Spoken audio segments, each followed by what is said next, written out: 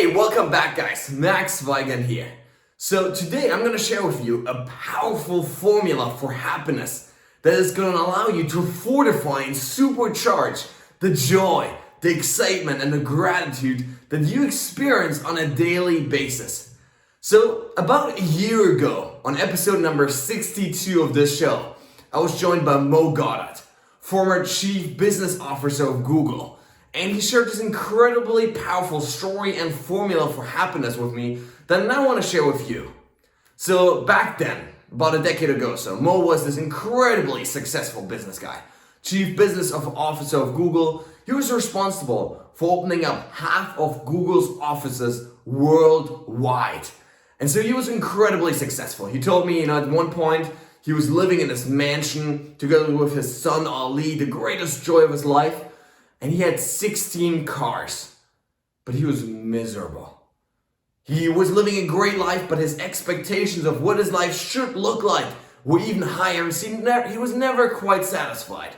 And so at some point he decided, hey, maybe if I buy car number 17 and 18, that's gonna be it, right? And so he bought a Rolls Royce and I think it was a Ferrari. And he got the cars and he was really excited for like 5 minutes. And the excitement vanished again and he fell back into this hole. And on top of all of that, his son Ali, he had to go into a routine surgery and unexpectedly died. And Mo was heartbroken. He was already not happy in life. And then his son Ali, the greatest joy that he had in his life, he lost him unexpectedly. And Mo was destroyed. And so what he decided to do was he quit his job in order to travel the world and meet the happiest people alive and study what made them that happy. And what he came up with after years of trying to figure out how to put himself back together, how to reassemble the pieces of his shattered life, what he came up with was the following formula.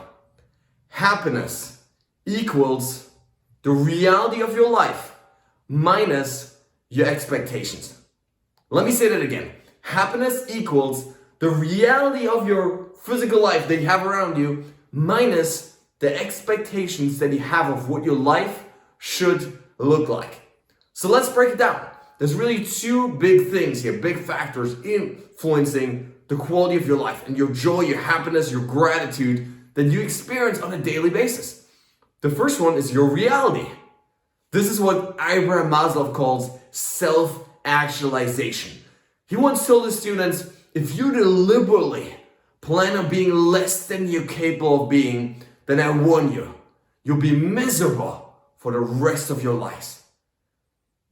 Self-actualization, the process of stepping into our highest potential, of taking our reality, our current present reality, whether that's our fitness level, our financial level, our friendships and relationships, whether it's our career, taking these things to the next level is literally what our brains are wired to do. They're wired to seek the next level of growth in our lives. As Tony Robbins says, progress equals happiness. When we grow better and stronger, we get more excited about where we are in our lives. And so one great way to supercharge our happiness is simply engage in the process of self-transformation. And this, of course, isn't just limited to the external stuff. What's much more important even is the internal stuff. Becoming more courageous, more joyful, more present, more inspired, more kind, more loving, more influential, more giving, whatever that is for you. But seeking the next level of our lives is always a great way to supercharge our happiness. The other way then, though, because the thing is, Mo was doing really great at that, right? He was really great at pushing his reality up, right? At actualizing his full potential, and, really doing much stuff and getting stuff and all of that. But the problem was, no matter how high he was climbing, his expectations were always higher. We cannot outgrow our expectations no matter how far we grow if our expectations are set too high. And so the second key then is changing our expectations, lowering our expectations to a point that our reality is far above our expectations. Because what happens? When our reality is greater than our expectations, we're really happy. But when it's lower, we're really miserable. And so what we want to do is we want to take a look at the expectations, the belief systems that you have about life, about yourself, about other people, and about the world. Because if we can lower your expectations and change them, then the reality is going to be higher and you're going to be happy. You're going to experience more joy. And so simply ask yourself right now, what do I believe about myself? What do I believe about other people or the world that may be hindering my happiness, that may be hindering my joy or peace of mind? One great way to look at this is really, where am I consistently getting into negative emotional states? Where am I getting frustrated, pissed off, angry, sad, depressed, anxious, afraid? What are those situations? Is it certain thoughts I have about myself? Is it I have to be perfect? People always have to like me. People always have to tell me how great I am, right? Is it, I can never show any weakness. I can never cry. Is it, I have to deliver every day the perfect version of me, right? Otherwise, I'm not good enough, right? You have certain beliefs about other people. They have to listen to me, right? They have to do what I say, and, they have to, always be on time, whatever it is. Or do you have beliefs about the world of like, hey, the world revolves around me, and, everyone has to think the same way, and, politics and, all that stuff, it has to work just the way I think it should work. What are some of these beliefs in your life, some of these expectations that you have for, hey, my friendships have to be this quality, right? I have to make this amount of money, or I have to reach this career step at this point in my life in order for me to be happy. Basically, it's these if-then statements, right? If this happens, then I'll be happy. And so we always put these conditions on happiness. And if we put the conditions too high up, if we make them too difficult to achieve, if we have to become a millionaire by 30 for us to feel joyful and happy, you're probably not going to be very joyful and happy in your life, even if you achieve that goal, because you're going to create other expectations that are almost impossible to fulfill. And so as Tony Robbins once said, trade your expectations for appreciation. The moment you can make that switch from always expecting these ridiculously high things of the world to appreciating what is already there, you've won the game, because you can create joy and peace and happiness right here, right now, no matter what is going on outside of you. I've seen this so many times when, for example, I'm on a train ride, right? Somewhere through Switzerland, I'm going exploring the mountains. I'm sitting there and there's some, teenagers sitting next to me, right? They're on their phones and they're getting frustrated because their Instagram feed or whatever isn't loading within 2 seconds. What they're forgetting in that moment is they're going on a train, 140 kilometers an hour through the country from their phone.